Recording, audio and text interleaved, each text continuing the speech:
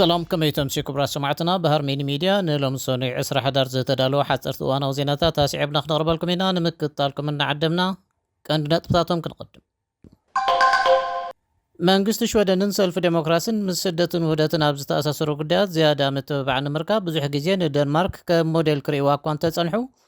ኣብ ምስሓብ ሰራሕተኛታት ወፃኢ ግና ክልቲአን ሃገራት ናብ ተጸራሪ ኣንፈት ይኸዳ ምህላውን ብዙሓት መምሕዳራት ከተማ ሽወደን ማሕበረ ቁጠባዊ ኩነታቶም ትሕት ኣብ ዝበላ ከባቢታት ዝርከቡ መንእስያት ናብ ገበን ከይሰሓቡ ዝገብሮ ጻዕሪ ክቕጽላ ምዃነን ምግላጽን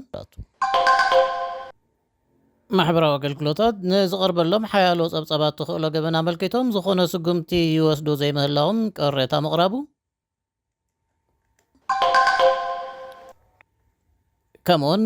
መንግስትን ሰልፍ ዴሞክራትና ናብ ሽወደን ሓድሽ ኒውክሌሳዊ ፀዓት ንምህናፅ ኣብ ዝሕግዝ መርሐ ውጥን ምስምዖምን ካልኦትን ዜናታት ሒዝናልኩም ቀሪብና ኣለና ንምክትታልኩም ደጊምና ንዓደምና ሕጂ ብቐጥታ ናብ ዝርዝራቱ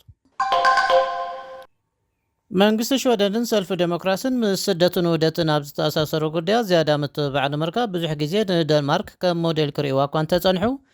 ኣብ ምስሓብ ሰራሕተኛታት ወፃኢ ግና ክልቲአን ሃገራት ናብ ተጻራሪ ኣንፈታት ይኸዳ ከም ዘለዋ ተገሊጹ ሽወደን ነቲ ዝተሓተ ፍቓድ ደሞዝ ስራሕ ናብ 80 ሚእታዊት ናይቲ ማእከላይ ደሞዝ ምዕባያ መንግስቲ ድማ ናብ 100 ሚእታዊት ከብፅሑ ዕላማ ከም ዘለዎ ዝፍለጥ ኮይኑ ብኣንጻሩ መንግስቲ ደንማርክ ኣብ መጀመርታ ናይዚ ዓመት ደረጃ ደሞዝ ኣብ ደንማርክ ዝሰርሑ ዝፍቀዶም ወይ ድማ ፍቓዶም ክሕድሱ ዝኽእሉ ሰራሕተኛታት ኣውሪድዎ ኣሎ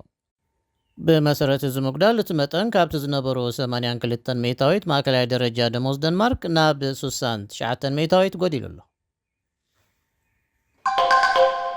ሓያሎ መምሕዳራት ከተማ ሽወደን ማሕበረ ቁጠባዊ ኩነታቶም ትሕት ኣብ ዝበላ ከባቢታት ዝርከቡ መንእስያት ናብ ጉጅለታት ገበን ከይሰሓቡ ዝገብርዎ ጻዕሪ ክቕጽላ ምዃነን ገሊጸን እዘን መምሕዳራት ከተማ ነዚ ዝብላ ዘለዋ ገበን ንምክልኻል ዕላማ ብምግባር ዝቖመ ድጎማ መንግስቲ ደው ኢሉሉ ኣብ ዘለወሉ እዋን እዩ ብርክት ዝበላ መምሕዳራት ከተማ ኣብዚ መዳይ ወፍሪ ክቕጽላ ምዃነን ንኣገልግሎት ዜና ሬድዮ ሽወደን ሓቢረን ኣለዋ ማሕበራዊ ኣገልግሎታት ዝቐርበለን ሓያሎ ጸብጻባት ትኽእሎ ገበን ኣመልኪተን ዝኾነ ስጉምቲ ይወስዳ ዘይምህላውን ቅሬታ ቀሪቡ ኣብ ሓጋይ 2021 ኣብ ቢስፖፕ ጋርደን ዮቶበሪ ሓደ ኣባል ፖሊስ ብወዲ 17 ዓመት ኮተት የመቕታሉ መልኪታ መርማሪት ኖቶበሪ ሬድዮ ሽወደን ካሊበር ኣብ ዮቶበሪ ብማሕበራዊ ኣገልግሎት ዝተኻየደ ውሽጣዊ ምርመራ ገምጋም ኣካይዳ ነይራ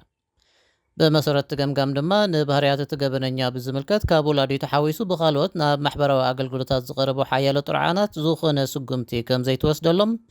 ኣጣሊላ ኣላ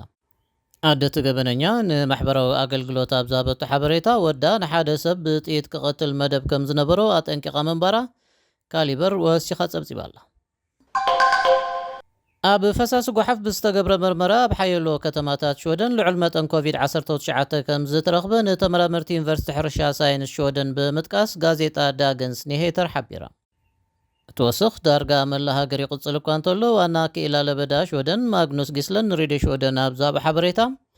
ሓደጋ ከቢድ ሕማምን ሞትን ኣዝዩ ውሕድ ብምዃኑ ሰባት ክጭነቑ ከም ዘይብሎም ኣተሓሳሲቡሎም ሕጂ ኣብ ህዝቢ ዘሎ ናይ ምክልኻል ዓቕሚ ኣዝዩ ዝሓሸ ስለ ዝኾነ ሕጂ ዘሎ ኩነታት ካብቲ ቅድሚ ገለ ዓመታት ኣዝዩ ዝተፈልየ ምዃኑ ምዝካር ኣገዳሲ እዩ ክብል ጊስለን ወሲኹ ሓቢሩ ኣሎ ምስ ሃርሚኒ ሚድያ ከም ዘለኹም ክቡራት ሰማዕትና ኣብ መወዳእታ መንግስትን ሰልፍ ዴሞክራትና ናብ ሽወደን ሓድሽ ኒውክሌሳዊ ፀዓት ንምህናፅ ኣብ ዝሕግዝ መርሐ ውጥን ተሰማሚዖም እንተወሓደ ምስ ክልተ ዓበይቲ ሪኣክተራት ዝመጣጠን 2500 ሜጋዋት ዘመንጩ ሓድሽ ኒውክሌሳዊ ሓይልን ተደንጎየ ክሳብ 2035 ክቐርብ ድሌት ኣለዎም ከምኡውን ክሳብ 2045 ምስ 10 ሓደሽቲ ሪኣክተራት ዝመጣጠን ሰፊሕ ተወሳኺ ምስፍሕፋሕ ከም ዘድሊ ገሊፆም ኣለዉ